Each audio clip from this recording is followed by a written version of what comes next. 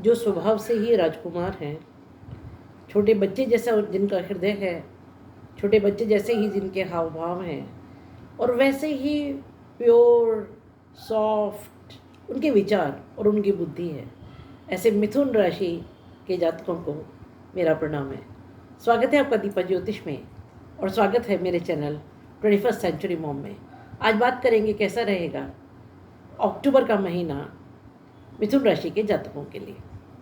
तो शुरू कर अच्छा, आप मेरे चैनल पर अगर नए हैं तो इसको सब्सक्राइब कर दीजिए, और वीडियो अगर पसंद आएगा तो इसको लाइक और शेयर कर दीजिएगा, और बेल आइकन का बटन ज़रूर दबा दीजिएगा, क्योंकि फिर आपकी शिकायत आती है कि मैडम आपने फला वीडियो नहीं बनाया, फला वीडियो नहीं बनाया। वीडियोज़ में लगभग सभी बनाती हूँ, आप तक नहीं पहुँचते क्योंकि आपने बेल आइकन का बटन नहीं दबाया। तो शुरू करते हैं आपके प्रथम घर से। प्रथम घर जहाँ मिथुन राशि है, जिसके स्वामी बुध हैं। अच्छा, आप इसको मिथुन लग्न से भी देख सकते हैं और मिथुन राशि से भी देख सकते हैं, यानी कि जहाँ फर्स्ट हाउस है वहाँ अगर 3 लिखा है तो आपका मिथुन लग्न है, और आपके चार्ट में कहीं भी अगर 3 लिखा है वहाँ चंद्रमा है, इसका मतलब आपकी मिथुन राशि है। तो ये लगभग दोनों पर एप्लीकेबल है। बात करें प्रथम घर की, तो प्रथम घर में मंगल अपनी परम शत्रु राशि स्थान में 20 अक्टूबर तक रहेंगे। मंगल यानी एनर्जी, मंगल यानी साहस, मंगल यानी पराक्रम, मंगल यानी स्पीड, मंगल यानी किसी काम को करने का जज्बा। तो आप अपने कार्यस्थल पर, अपनी लाइफ में बहुत एनर्जेटिक रहेंगे, पूरा दम खम लगा करके काम करेंगे। लेकिन क्योंकि परम शत्रु राशि स्थान में मंगल हैं और मंगल क्रोध के भी कारक हैं, इसलिए क्रोध से बचिएगा। 22 और 23 तारीख को चंद्रमा यहाँ आपके प्रथम भाव में होंगे। चंद्रमा बुध के शत्रु हैं, इसलिए थोड़ा सा उस समय एक मेंटल कन्फ्यूजन, मेंटल स्ट्रेस से हो सके तो बचिएगा। बात करें दूसरे भाव की, तो दूसरे भाव में मंगल 20 अक्टूबर से आ जाएंगे, और ये भी इनका नीच राशि स्थान है। क्यों? क्योंकि कर्क राशि है यहाँ पर और चंद्रमा इसके स्वामी है। तो यहाँ पर जब मंगल रहेंगे 20 अक्टूबर से, तो राहु की पंचम दृष्टि भी रहेगी। मंगल यहाँ पर रहने से क्या होगा कि जो आपके पास पैसा आ रहा है उसे बचाने की कोशिश कीजिएगा, क्योंकि मंगल यहाँ रह करके खर्चा कराते हैं। और दूसरी एक बात, यहाँ मंगल रह करके क्या कराएंगे कि आपके स्वभाव में थोड़ी उग्रता आ जाएगी, आप थोड़े एग्रेसिव हो जाएंगे, और अपने कुटुंबीय जनों के साथ, अपने परिवार के लोगों के साथ हो सकता है कुछ आपकी वाणी में कड़वाहट आ जाए, उसको संभालिएगा। ये आपको परिवार से मिलवाएगा भी, आप परिवार के करीब जाएंगे, परिवार के नज़दीक जाएंगे। बात करें आपके, अच्छा राहु की, क्योंकि यहाँ पंचम दृष्टि है, तो राहु कुछ अचानक परिवार में इवेंट, कुछ अच्छी, खराब नहीं, कुछ शुभ इवेंट राहु अचानक यहाँ कराएंगे, क्योंकि राहु की जो पंचम दृष्टि है वो अच्छी दृष्टि होती है। बात करें तीसरे भाव की, तो तीसरे भाव में सिंह राशि, जिसके स्वामी सूर्य है, पराक्रम के स्वामी होकर के चतुर्थ भाव में केतु के साथ बैठे हैं। जब सूर्य केतु के साथ बैठते हैं तो ग्रहण दोष बनाते हैं, लेकिन साथ में यहाँ बुध भी है, तो बुधादित्य योग भी बनेगा। तो इसके कुल मिलाकर के परिणाम क्या होंगे, मैं और बता दूं आपको कि बृहस्पति की यहाँ पर पंचम दृष्टि है, राहु की सप्तम दृष्टि और मंगल की चतुर्थ दृष्टि है। आपका जो 4th हाउस है वो इस समय बहुत रिच है। थोड़ी सी आपको कन्फ्यूजन की स्थिति रहेगी, हृदय के कोई रोग से बचिए, बीपी या शुगर से रिलेटेड कोई प्रॉब्लम है उसका भी ख्याल रखिएगा। लेकिन यहाँ पर रह करके सूर्य और बुध, क्योंकि बुध यहाँ पर शुरू में हस्त नक्षत्र में रहेंगे और बाद में चित्रा नक्षत्र में आ जाएंगे। हस्त चंद्रमा का नक्षत्र है और चित्रा मंगल का नक्षत्र है। थोड़े से आपको कन्फ्यूजन्स रहेंगे अपने नेटिव प्लेस को लेकर के, अपने पेरेंट्स को लेकर के, अपनी फैमिली को लेकर के, लेकिन आप कोई साहसिक कदम भी उठाएंगे, कोई हार्ड डिसीजन, कोई टफ डिसीजन ऐसा लेंगे जो आपके लिए लाभकारी सिद्ध होगा। माता के स्वास्थ्य का थोड़ा सा ख्याल रखें, क्योंकि यहाँ की स्थिति ऐसी है। तो केतु जब सूर्य के साथ चतुर्थ भाव में होंगे तो भाइयों के साथ प्रेम बढ़ेगा, मित्रों के साथ प्रेम बढ़ेगा, और आप परिवार के करीब जाएंगे। इनफैक्ट ऐसे भी हो सकते हैं कि आपको लगे कि अरे बाहर रह रहे के थक गए, छोड़ो, अपने नेटिव में कोई जॉब ढूंढ लेते हैं या कोई बिजनेस अपने वहीं ढूंढ लेते हैं। बात करें आपके पंचम भाव की, तो पंचम भाव में शुक्र 13 अक्टूबर तक स्वराशि में है। ये बहुत सुंदर स्थिति है। बुध यहाँ पर 10 तारीख से 29 तारीख तक रहेंगे, और सूर्य अपनी नीच राशि में है, 17 अक्टूबर तक रहेंगे। तो जब बुध और शुक्र मिलेंगे तो लक्ष्मी नारायण योग बनाएंगे, और सूर्य और बुध मिलकर के बुधादित्य योग बनाएंगे। और यहाँ एक अच्छी स्थिति ये है कि जब बुध यहाँ पर होंगे तो 14 तारीख से 22 तारीख तक स्वाति नक्षत्र में होंगे, जो कि राहु का नक्षत्र है। तो ये जो पंचम घर है, ये आपके प्रेम संबंधों का घर है, ये आपके एजुकेशन का घर है, संतान का घर है, आपके लाइफ के अचीवमेंट्स का घर है। तो यहाँ पर शुक्र जब अपने ही भाव में होंगे तो धन का आगमन होगा, प्रेम का आगमन होगा, मित्रों से संबंध सुधरेंगे, आपके प्रेमी या प्रेमिका से संबंध सुधरेंगे, आपके वैवाहिक जीवन में मिठास आएगी। और बुध और सूर्य जब यहाँ पर होंगे तो बहुत तेज और प्रकाश देंगे इस घर को। जो इस संतान सुख की ओर अग्रसर है उनके लिए बहुत अच्छा समय है। अगर आप हायर एजुकेशन के लिए बाहर जाना चाहते हैं उसके लिए बहुत अच्छा समय है। एजुकेशन के फील्ड में आप कुछ बहुत बड़ा इस समय करने का दम रखते हैं।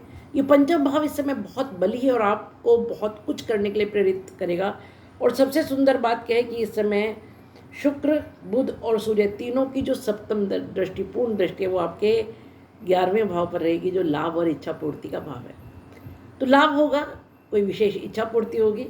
बात करें आपके षष्ठ भाव की, तो षष्ठ भाव में 13 अक्टूबर से शुक्र हैं और 29 अक्टूबर से यहाँ बुध आ जाएंगे। तो दोनों मिलकर के लक्ष्मी नारायण योग बनाएंगे। पर यहाँ के जो राशि स्वामी है, वृश्चिक राशि के स्वामी मंगल, वो आपके द्वितीय भाव, शुरू में जब वो फर्स्ट हाउस में तो भी परम शत्रु भाव में है, और जब दूसरे घर में है तो भी वो अपने नीचस्थ राशि स्थान में। तो स्वास्थ्य का थोड़ा सा ख्याल रखिएगा। शुक्र यहाँ पर है, स्पेशली डायबिटीज़ का अगर प्रॉब्लम है या आपके जेनेटिक ऑर्गन से रिलेटेड कहीं भी थोड़ा भी प्रॉब्लम होते हैं तो डॉक्टर के पास जाइए। हालांकि बुध यहाँ पर अपने नेचुरल कारक हाउस में है, क्योंकि छठा घर जो है वो कालपुरुष की कुंडली में किसका घर है, कन्या राशि का घर है। तो वो अपने ही घर में बहुत कंफर्टेबल पोजीशन में होंगे। तो रोग ऋण और शत्रु हावी नहीं हो पाएंगे आप पर। लेकिन उसके साथ साथ एक स्थिति ऐसी होगी कि बृहस्पति की यहाँ पर सप्तम दृष्टि और राहु की नवम दृष्टि है।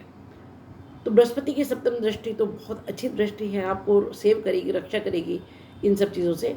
आपके कोई ऋण है तो वो इस समय उतर जाएंगे। कोशिश भी कीजिएगा आप अपने ऋणों को उतारने की, क्योंकि मंगल इस समय जैसी स्थिति में तो और ऋण लेने से बचिएगा। खर्चे तो होंगे, लेकिन अच्छी बात यह है कि पैसे का आगमन भी होगा, अचानक आगमन होगा जिसकी आपने उम्मीद नहीं की होगी। बात करें आपके सप्तम भाव की, तो सप्तम भाव के जो राशि स्वामी हैं, यहाँ धनु राशि है बृहस्पति, 12वें भाव में बैठ करके वक्री हो रहे हैं। सप्तम भाव आपके लाइफ पार्टनर का घर है, आपके बिजनेस पार्टनर का घर है, आपके बिजनेस का घर है। तो जब बृहस्पति 12वें भाव में होंगे तो आप एक्सपोर्ट इंपोर्ट से रिलेटेड कोई बिजनेस कर सकते हैं, आप मल्टीनेशनल कंपनीज में जा सकते हैं, आप अपना जॉब चेंज कर सकते हैं, आपको दूसरी भाषा के लोगों से, दूसरे धर्म के लोगों से, अनजान लोगों से या ऐसे लोगों से जिनके साथ आपका पहले कोई परिचय नहीं था, उनसे लाभ होगा आपको। और बृहस्पति जब वक्री होंगे तो 11वें घर के फल देंगे, और 11वें भाव में बृहस्पति कारक होते हैं। तो कोई विशेष इच्छा पूर्ति, कोई बड़े डिसीजन का टाइम आएगा इस समय। आप बहुत गफलत की स्थिति में रहेंगे, बहुत कन्फ्यूजन की स्थिति में रहेंगे, इसमें कोई शक नहीं है।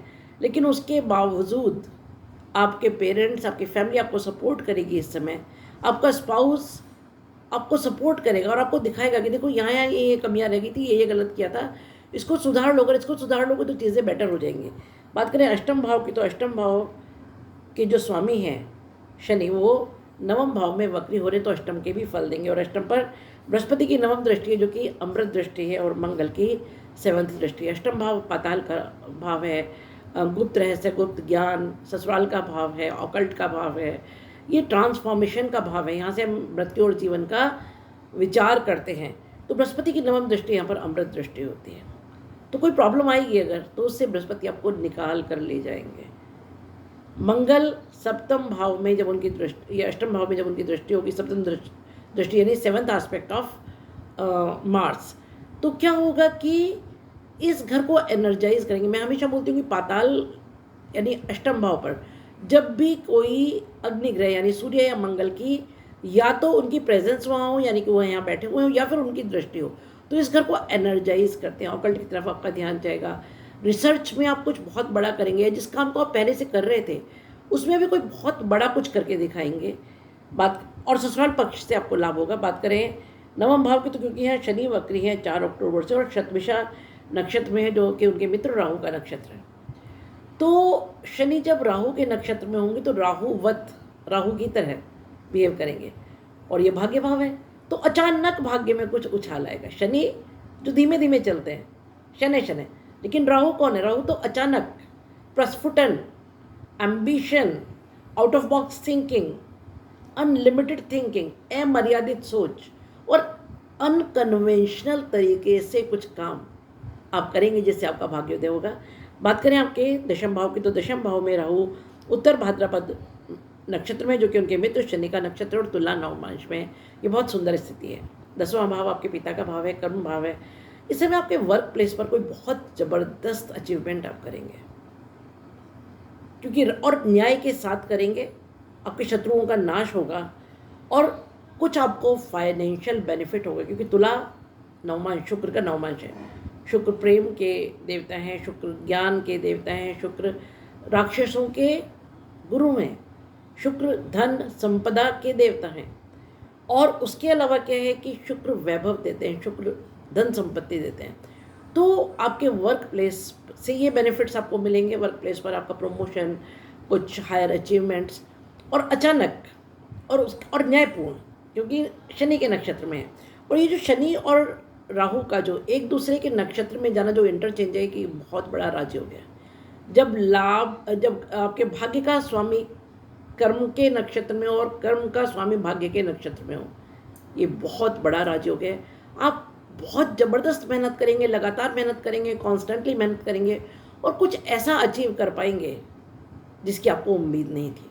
बात करें आपके 11वें भाव की, तो 11वें भाव में मेष राशि, जिसके स्वामी मंगल शुरू में नीचस अपने परम शत्रु राशि स्थान में, आपके फर्स्ट हाउस में और बाद में आपके सेकंड हाउस में। 11वां भाव आपके लाभ, आपके इच्छा पूर्ति का भाव है। यहाँ पर शुक्र की 7th दृष्टि, जो कि संजीवनी दृष्टि, बुध की 7th दृष्टि और सूर्य की 7th दृष्टि है। मैं हमेशा एक बात कहती हूँ कि वैदिक एस्ट्रोलॉजी में जितना इम्पॉर्टेंट किसी हाउस में एक प्लैनेट का प्लेसमेंट है, यानी कि वो बैठा है, उससे भी ज़्यादा इम्पॉर्टेंट उसकी दृष्टियाँ हैं। और तीनों दृष्टियाँ जो ये 11th हाउस पर इस समय हैं, वो कोई विशेष इच्छा पूर्ति करा करके जाएंगे, विशेष लाभ आपको दे करके जाएंगे। डेफिनेटली आपकी मेहनत का ही फल होगा। और सबसे अच्छी बात यह है कि जो एक कन्फ्यूजन की स्टेट में आप थे, उससे निजात मिलेगी। आपको कोई गाइड मिलेगा, कोई बुजुर्ग, कोई आपके माता पिता या गुरु, या कोई ऐसा इंसान जिसको आप ट्रस्ट करते हैं, क्योंकि सूर्य बुध के साथ है, राजा राजकुमार के साथ है, उसको संभालने के लिए, उसको गाइड करने के लिए, उसको बताने के लिए कि भाई रास्ते से भटकना नहीं है। तो मैं जहाँ कन्फ्यूजन है, चिंता मत करो, मैं बैठा हूँ ना। तो आप जिस पर भी भरोसा रखते हैं, अपने माता पिता पर, अपने गुरु पर, या किसी ऐसे इंसान पर जो आपका मेंटर है, आपका गाइड है, उसको ट्रस्ट कीजिए इस समय और उसकी सलाह लेकर के डिसीजन लीजिए। I can guarantee you your decisions will be really great. हाँ, एक बात मैं बताना भूल गई कि 10 तारीख से 29 तारीख तक जब बुध आपके 5th हाउस में होंगे, तो ये समय शेयर मार्केट के लिए बहुत अच्छा है, स्पेकुलेशन के लिए बहुत अच्छा है। वैसे भी उस समय स्वाति नक्षत्र में राहु के नक्षत्र में बुध होंगे, तो ये एक ऐसा समय कि शेयर मार्केट अच्छा उछाल इस समय लेगा। बात करें 12वें भाव की, तो 12वें भाव में बृहस्पति वक्री हो रहे हैं 9 अक्टूबर से। और जब कोई भी ग्रह वक्री होता है तो एक घर पीछे के फल देता है। 11वें घर के फल देंगे और 11वें घर में बृहस्पति कारक। तो कोई, जो मैं शुरू से आपको बोल रही हूँ कि ये मेंटल कन्फ्यूजन का भी टाइम रहेगा, स्ट्रगल का भी टाइम रहेगा, आप बड़े ऊहा-पोह में रहेंगे, उसके बावजूद कुछ बहुत बड़ा ले बैठेंगे, कुछ बहुत बड़ा अचीवमेंट हो जाएगा। क्योंकि जब बृहस्पति वक्री होंगे तो 11वां घर यानी लाभ का घर, इच्छा पूर्ति का घर, इसके फल देंगे और आपको बताएंगे कि देखो भाई, इच्छा पूर्ति इसलिए नहीं हो रही थी, लाभ इसलिए नहीं हो रहा था क्योंकि ये लेक्यूडेस रह गए थे, इनको कंप्लीट करो, रिपेयर करो, ये जो फिल इन द गैप्स है ना, इनको फुलफिल करो, तभी तुम्हारा फॉर्म कंप्लीट होगा, एप्लीकेशन फॉर्म, और तभी वही ग्रांट मिलेगी। तो 12वां घर आपको इस समय इच्छा पूर्ति देगा, लाभ देगा। और उसके अलावा विदेश से आपको कोई विशेष लाभ होगा। ये मेरी प्रेडिक्शंस आपके अक्टूबर महीने के लिए। मंगल के लिए हर हालत में सुंदरकांड या हनुमान चालीसा आपको करना ही चाहिए, क्योंकि मंगल की स्थितियाँ ऐसी हैं, ये आपको क्रोध से रोकेंगी, अति आवेश से रोकेंगी, अति आवेग से रोकेंगी और बहुत जल्दी में, बहुत गुस्से में आके कोई डिसीजन लेने से रोकेंगी। दूसरी बात मैंने आपको बोला है, वाणी पर नियंत्रण विशेष रूप से रखिएगा। जो ट्रांसजेंडर होते हैं उनको कुछ डोनेशंस दीजिए, क्योंकि बुध की जो इस समय स्थितियाँ हैं वो आपको बहुत कुछ फ़ायदा दे करके चली जाएंगी। शनि वक्री हैं, उसके लिए भी आप सिर्फ अगर सुंदरकांड या हनुमान चालीसा कर लेते हैं तो उससे आप वहाँ भी आपको बेनिफिट मिलेगा। और राहु क्योंकि 10th हाउस में है, तो हो सके तो दुर्गा पूजा किसी भी रूप में कीजिए। ये 3 रेमेडीज़ अगर आप कर लेते हैं तो आई एम श्योर लाइफ में बहुत कुछ अच्छा आपको मिलेगा। ये है मेरी टोटल प्रेडिक्शंस इस महीने की। मिलते हैं एक ऐसी वीडियो के लिए नेक्स्ट मंथ। तब तक स्टे हैप्पी, स्टे ब्लेस्ड। और अगर आपने चैनल सब्सक्राइब नहीं किया है तो सब्सक्राइब कर दीजिए, वीडियो को लाइक और शेयर कर दीजिएगा और बेल आइकन का बटन ज़रूर दबा दीजिए।